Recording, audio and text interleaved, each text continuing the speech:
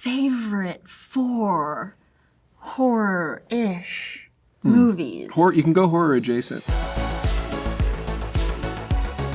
I really like American Werewolf in London. To me, it feels like it invented a subgenre, the kind of like layabout, boyish, sophomoric, silly, grotesque horror movie. I hadn't seen that before I saw American Werewolf. Landis's sort of concept in that feels very strong to me. I like an Ingmar Bergman movie called Hour of the Wolf. And the best thing about that movie for me is things like, start the movie, the titles of the movie, you can hear them building the sets for the movie under the titles. But you hear people kind of arguing about, oh, you gotta put the thing over there, and no, hammer it back in, move it over there, king, king, king.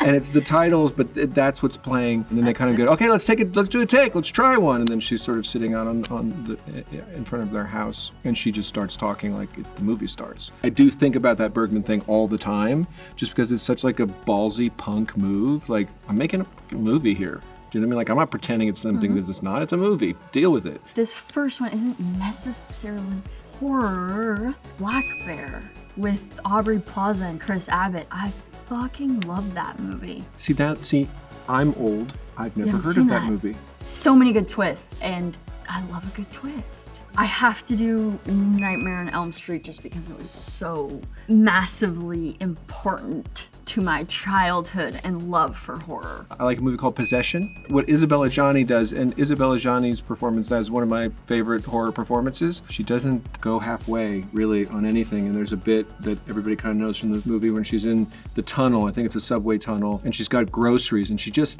flips the fuck out with her groceries, and she just goes into this one-take thing in this tunnel, swinging her grocery bags against the wall, and there's milk splattering everywhere, and she's clawing at herself. And I like a movie called Cat People.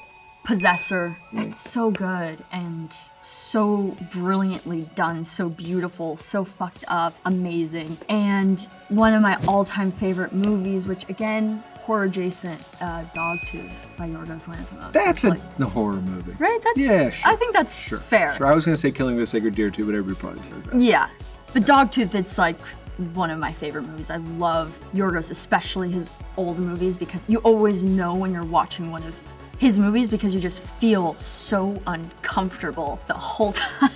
That was 4, right? I said 4?